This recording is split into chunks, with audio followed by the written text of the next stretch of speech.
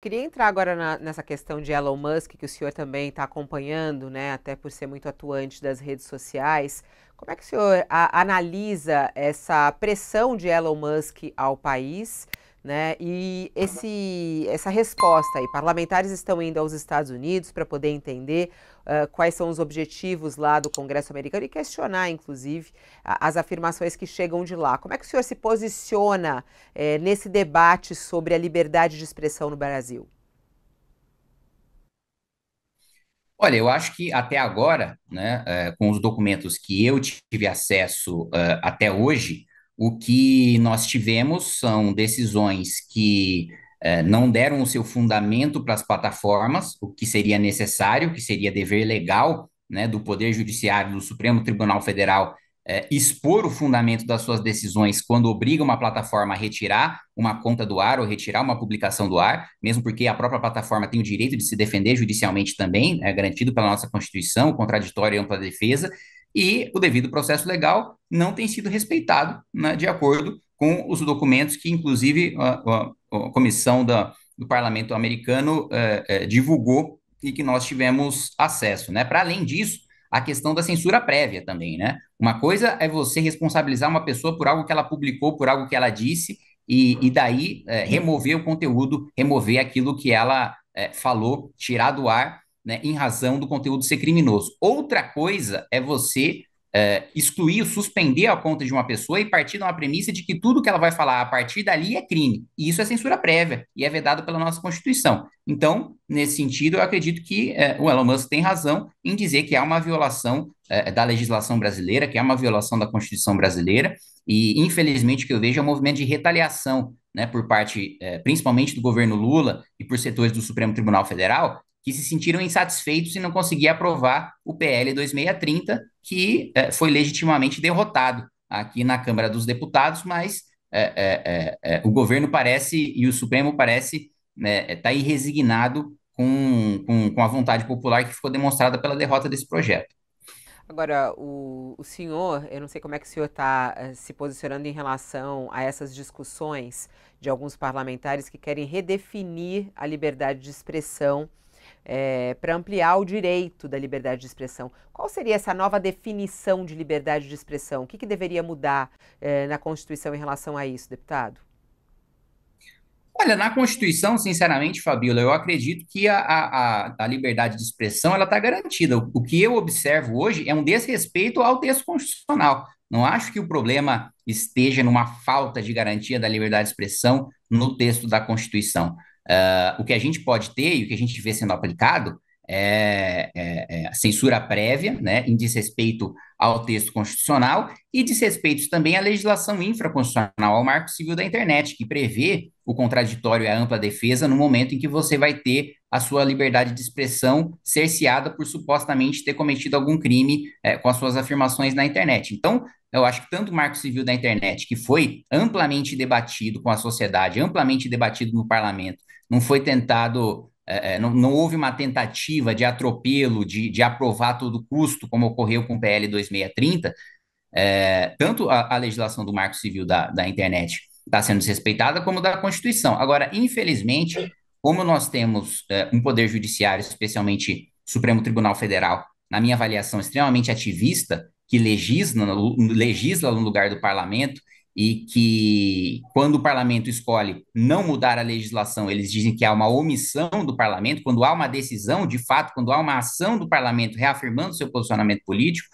Infelizmente, muitas vezes, quando você tem, né, uma legislação que coloca, sei lá, um artigo primeiro dizendo que essa cor é azul, você precisa colocar o parágrafo primeiro dizendo que a cor é azul e o inciso primeiro dizendo que o que está previsto no caput e o que está previsto no parágrafo primeiro é que a cor é azul. Mas, tirando essa necessidade de redundância na legislação, em razão desse malabarismo interpretativo e hermenêutico do Supremo, eu não vejo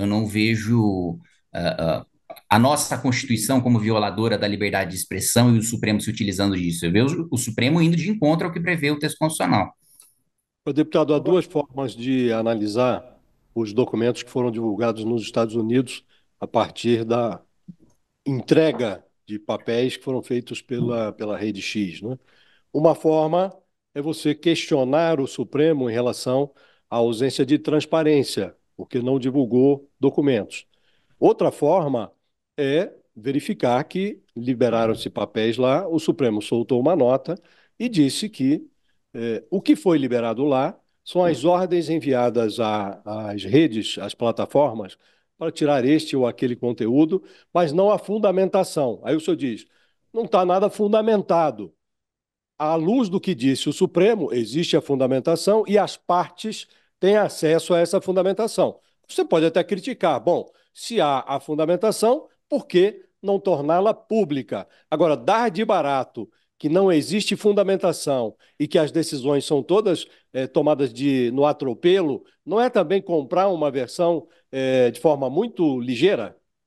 Não, não disse que a decisão não tenha fundamentação. Eu disse que não há comprovação de que essa fundamentação foi compartilhada com as redes para elas exercerem o seu direito à plena O defesa. Supremo disse que Isso, sim. O Supremo o disse que Supremo sim. disse, mas não Nota provou. oficial, nota oficial, né? Até aí dizer, falar, tem muito ministro por aí dando entrevista, soltando notas, mas nós não tivemos de fato a comprovação legal disso. Não, Mesmo mas isso é que eu porque, estou lhe se há perguntando. fundamentação, Josias, Isso é que eu estou lhe perguntando. Eu acho razoável que o senhor ponha em dúvida, muitos jornalistas estão fazendo isso, inclusive. Por que que o Supremo não divulga para que se possa verificar qual é a fundamentação e tal? Isso é uma coisa.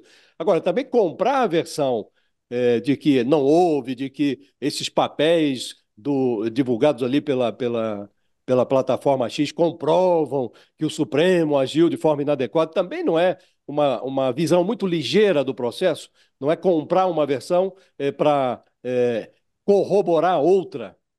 não acho, porque o próprio caráter do conteúdo decisório que nós vimos nesses documentos divulgados por essa comissão do Parlamento americano mostram o próprio pedido do Supremo Tribunal Federal para que a retirada da conta, né, inclusive não contenha, né, o que a decisão dá a entender, não contenha os fundamentos, não contenha as razões como uma maneira de preservar o sigilo da investigação, o que não se justifica porque uma medida gravosa já está sendo tomada contra o indivíduo. É como se eu dissesse, olha, vou fazer uma busca e apreensão na sua casa, mas eu não vou te dar, eu não quero que você fale sobre essa busca e apreensão, eu nem vou te dar os fundamentos dessa busca e apreensão, porque para proteger o sigilo da investigação, a medida já foi tomada, né? Já houve uma cautelar, já houve uma medida excepcional. A partir do momento que essa medida excepcional é tomada, né, a fundamentação precisa estar clara. E se a fundamentação não está clara, reforça, ela pode até existir. Agora, o Supremo não comprovou que ela existe, e se existe, não há razão para que não seja divulgada, porque a medida já foi tomada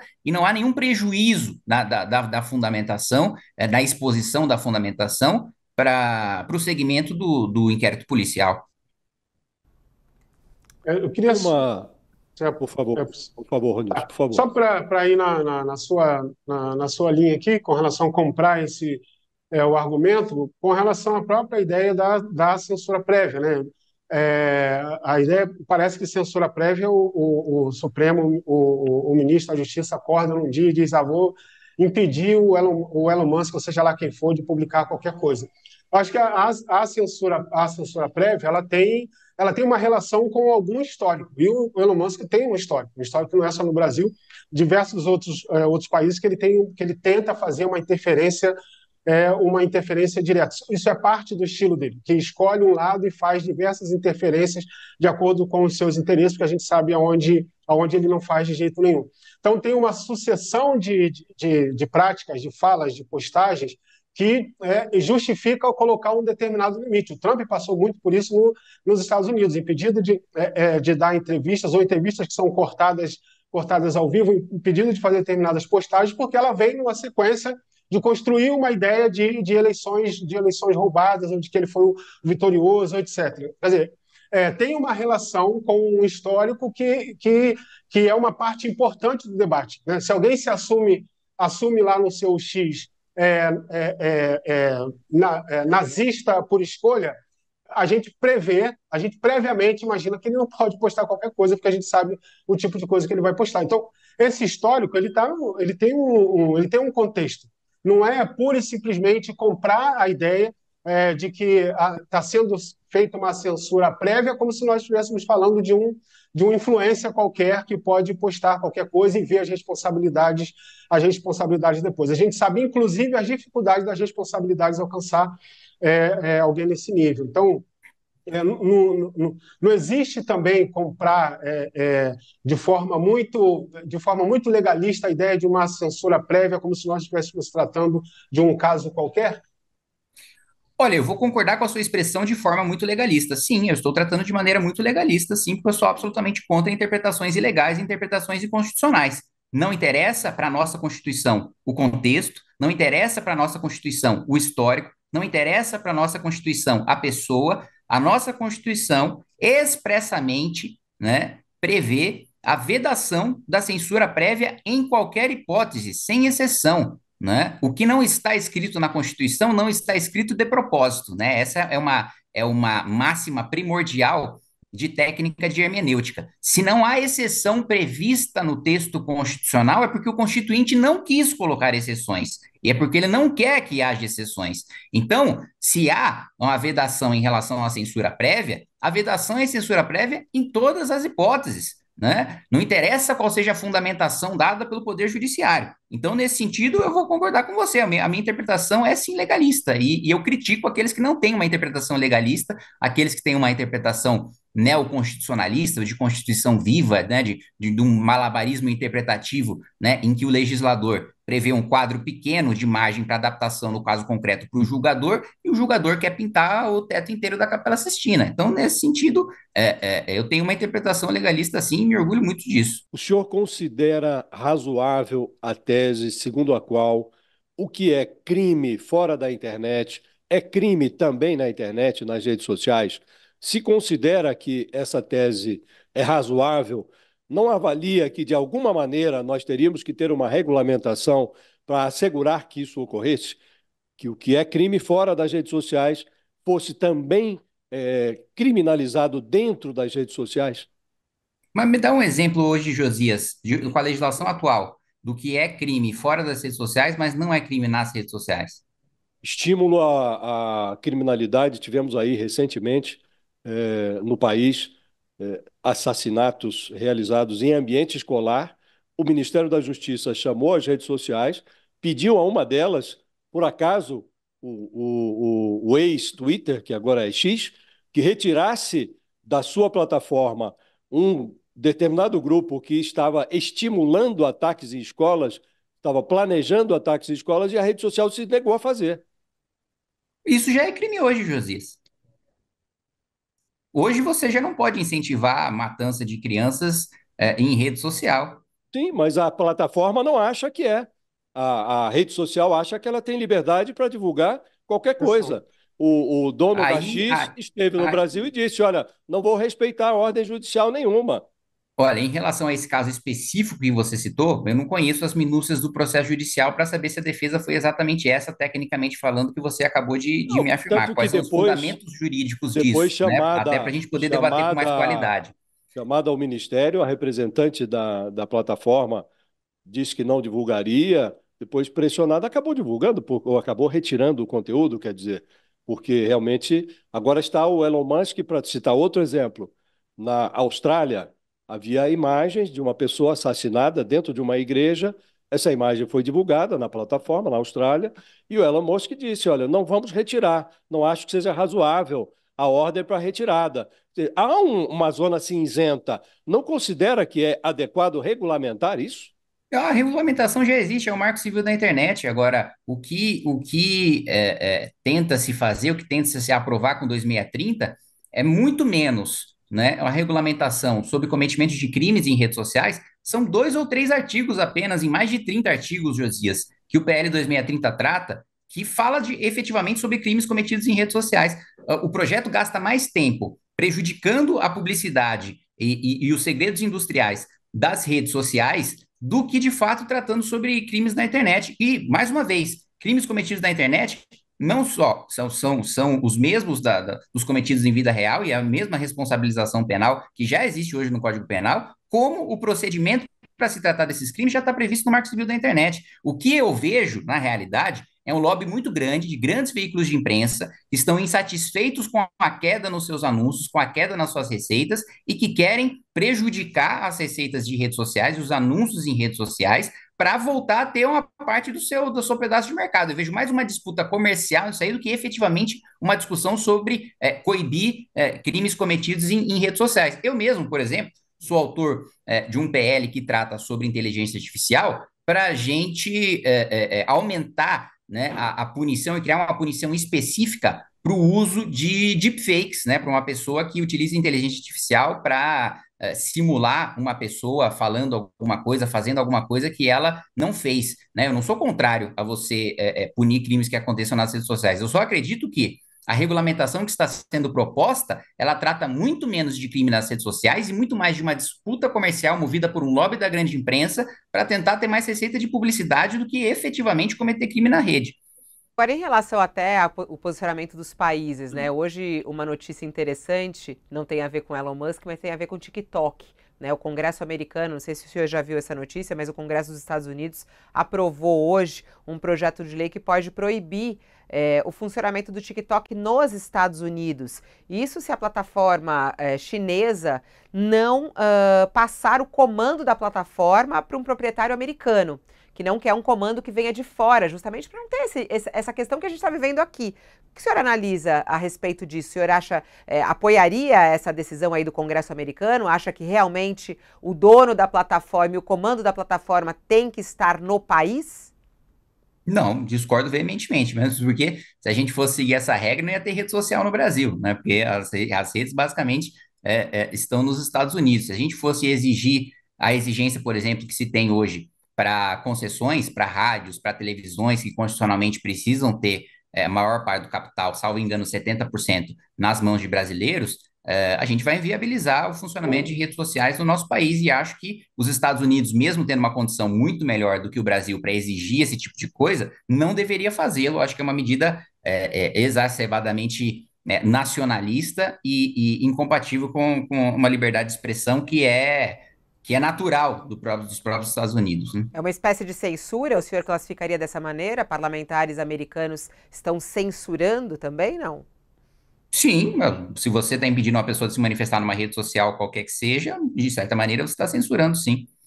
E isso pode acontecer aqui Mas no aí Brasil? O senhor acredita que... porque Eu acho que normalmente apenas os parlamentares brasileiros às vezes se inspiram nos parlamentares americanos, né? Eu acho que apenas por via judicial. Eu não vejo o parlamento brasileiro aprovando qualquer medida dessa natureza. Deputado, eu queria agradecer sua participação ao vivo aqui. O Ronilson queria fazer mais uma pergunta, Ronilson?